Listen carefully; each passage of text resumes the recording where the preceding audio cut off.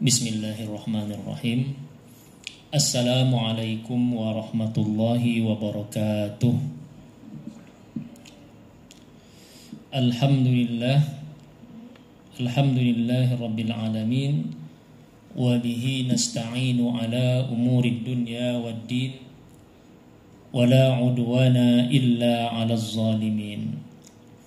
Asyhadu an la ilaha illallah wa asyhadu anna Muhammadan abduhu wa rasuluh sadiqul wa'dil amin.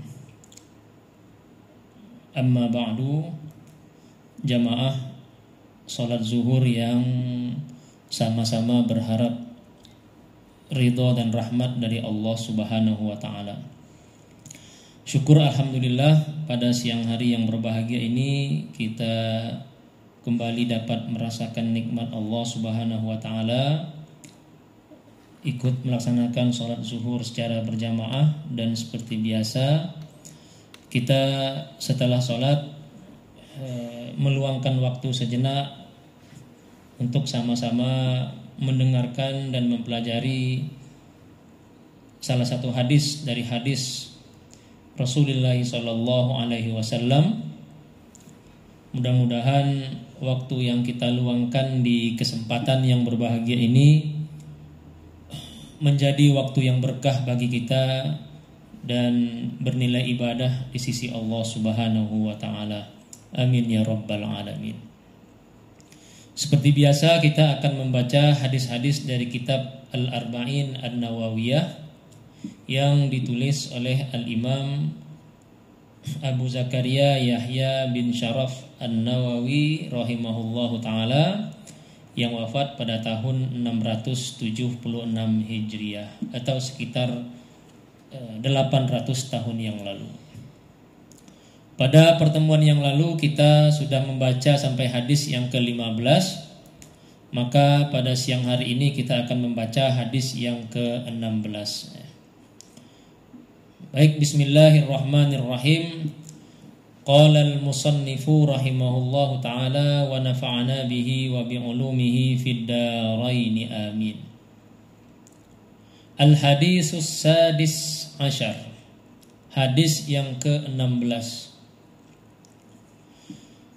An Abi Hurairah radhiyallahu anhu anna rajulan qala lin nabiy sallallahu alaihi wasallam awsini. Qala la taghdab. Faraddada miraran. Qala la taghdab. Rawahul Bukhari. Jamaah yang dirahmati Allah Subhanahu wa taala, hadis yang ke-16 mengatakan, An Abi Hurairah, diriwayatkan dari Abu Hurairah radhiyallahu anhu, semoga Allah meridai ke atasnya.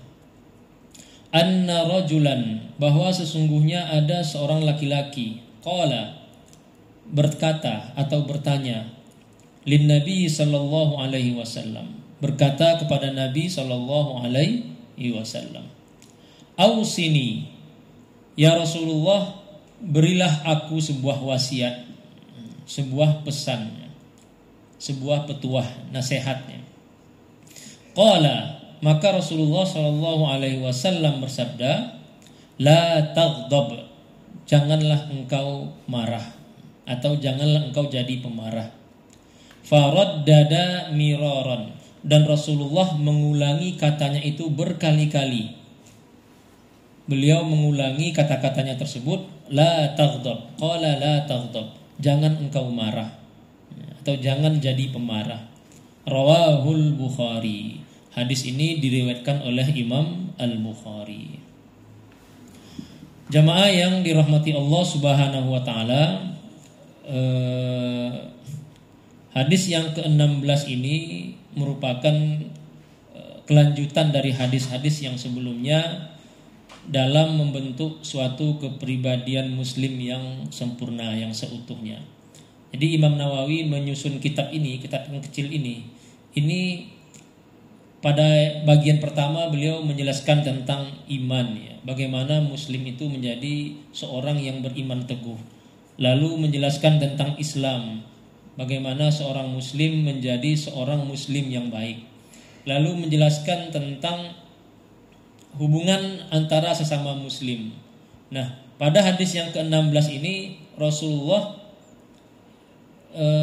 Imam Nawawi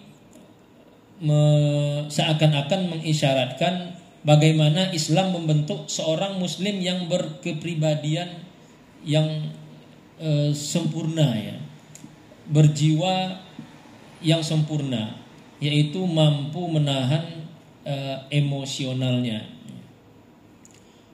An Abu Hurairah radhiyallahu anhu, diriwayatkan dari Abu Hurairah, anna rajulan qala, ada seorang laki-laki berkata kepada Nabi sallallahu alaihi wasallam. Hadis ini tidak menyebutkan siapa nama laki-laki tersebut. Ya, disebutkan di sini rajulan, seseorang itu. Yang pastinya dia adalah seorang sahabat Rasulullah sallallahu alaihi wasallam. Ini kata para ulama, ada beberapa sebab mengapa di sini tidak disebutkan namanya. Yang pertama, karena itu tidak penting.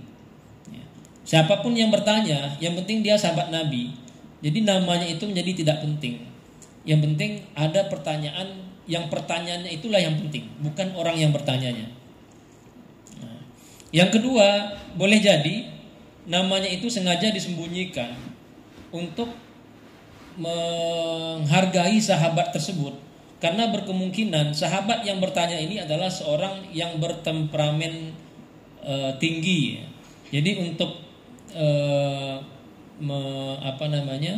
menjaga nama baik beliau, ya, maka disembunyikanlah namanya, tidak disebutkan. Sebab kalau biasanya hadis-hadis yang seperti ini, itu orang yang bertanya itu Rasulullah tahu. Orang yang bertanya, kalau orang itu seorang yang kikir misalnya, maka nasihat Nabi itu adalah banyak bersedekah.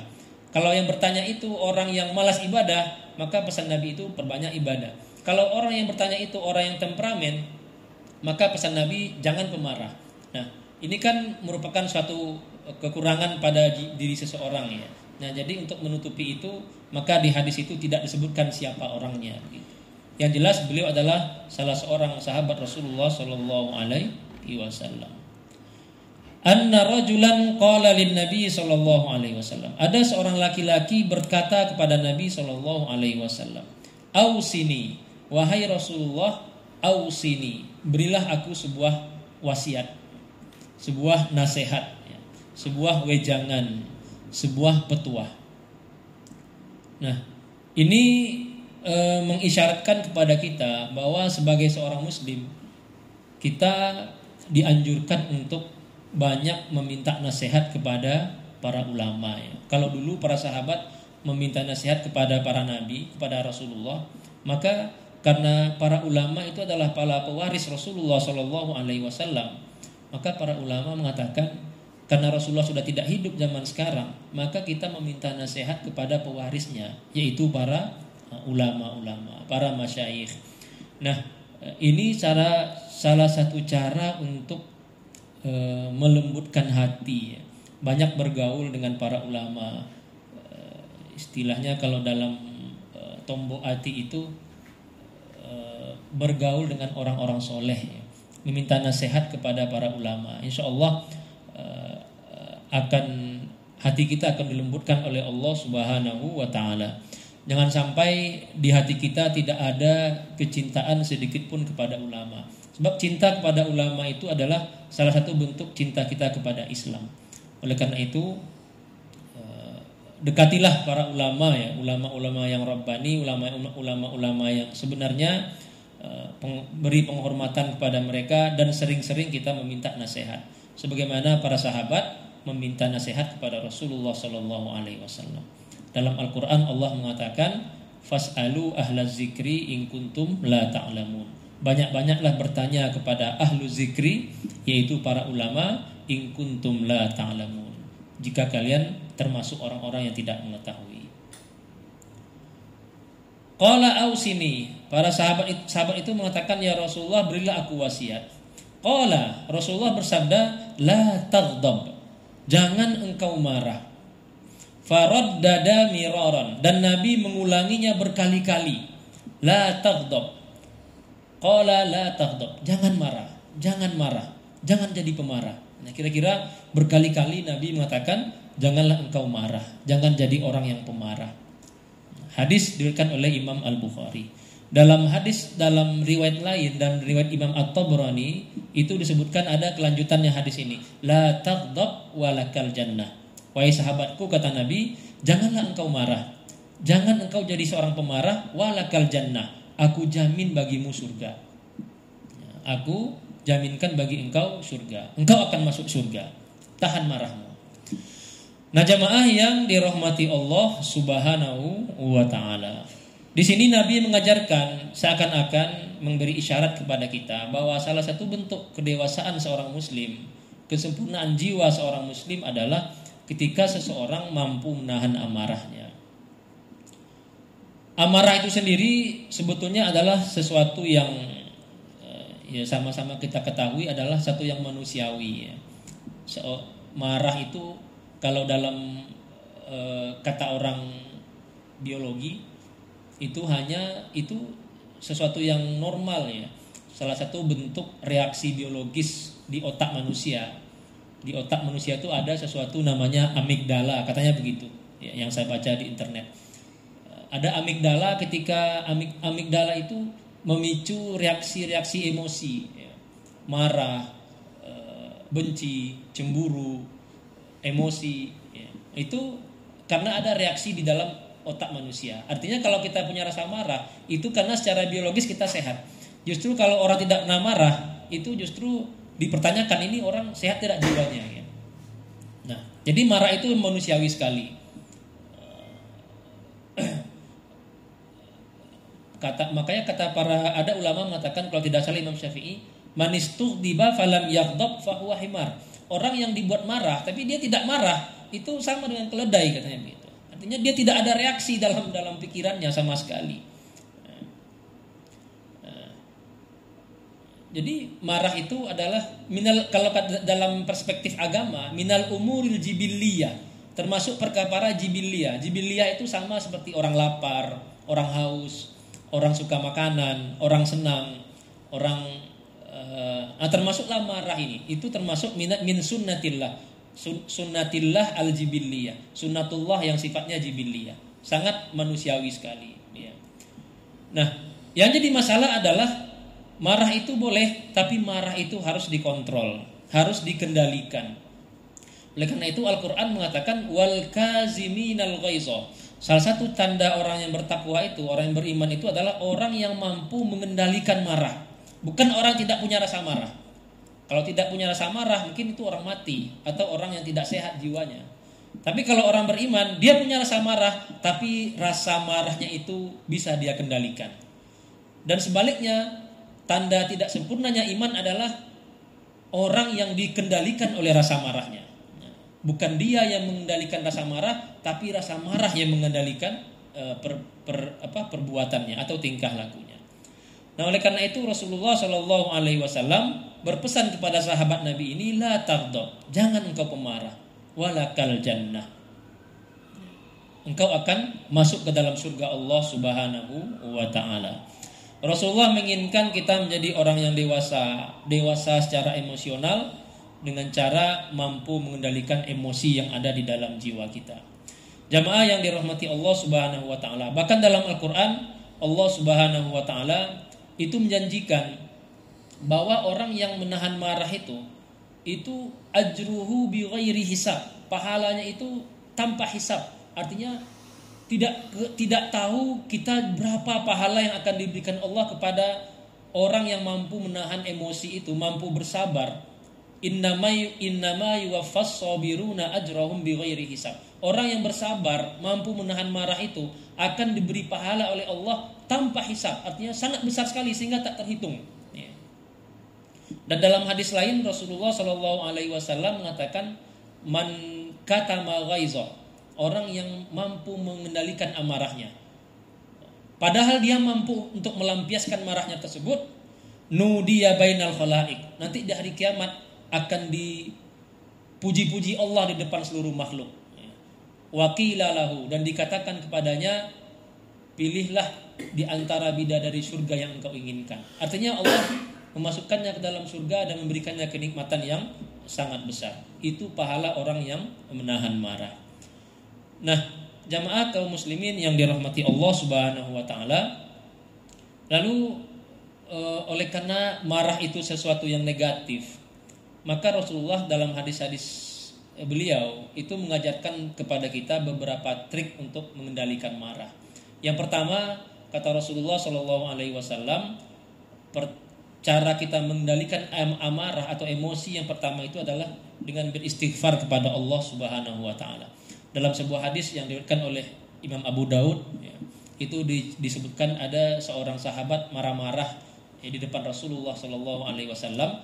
Maka kata Rasulullah SAW, inni la u'arrifuhu kalimatan, ingin ku ajarkan satu kalimat, lau qalaha la zahaba anhu ma fi, kalau dia ucapkan kalimat itu insyaallah marahnya akan hilang, yaitu a'udzubillahi minasyaitonir rajim, yaitu beristighfar dan atau mengatakan a'udzubillahi minasyaitonir rajim, yaitu beristighfar kepada Allah dan berlindung kepada syaitan. Karena amarah itu adalah, kata Rasulullah, minasyaiton, al-ghadabu minasyaiton. Cara yang kedua adalah dengan menambil wudhu. Dalam sebuah hadis Rasulullah mengatakan,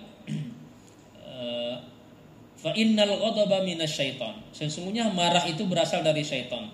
Wasyaitonu minan nar, dan syaitan itu berasal dari api.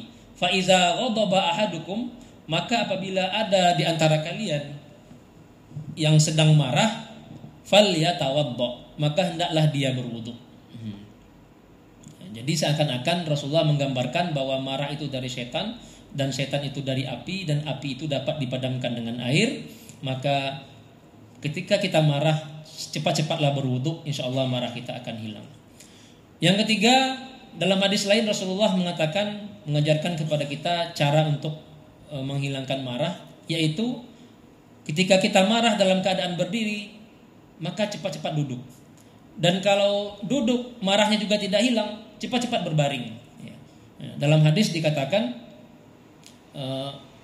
man ghadaba wa huwa qa'imun falyajlis, barang siapa yang marah dalam keadaan sedang berdiri, maka cepat-cepat dia duduk. Fa in lam yazhab ghaizuhu falyattaji', kalau duduk marahnya juga belum hilang, maka segera berbaring. Nah, karena apa? Memang ketika orang berdiri itu cara untuk melampiaskan marah itu lebih leluasa. Orang berdiri bisa memukul, bisa menendang, bisa berlari, bisa melakukan hal-hal yang buruk. Tapi kalau orang duduk itu agak terbatas. Orang duduk kalau ngejar orang masih agak lambat. Apalagi kalau orang berbaring. Orang berbaring biasanya tidak bisa berbuat banyak, ya. Memukul tidak bisa, menendang tidak bisa. Nah, jadi Rasulullah mengajarkan trik-triknya seperti itu. Kalau marah sedang berdiri, cepat duduk. Kalau sedang duduk, cepat kita berbaring. Nah, ini sebenarnya sangat banyak, tapi tidak mungkin kita uraikan di dalam kesempatan yang singkat ini.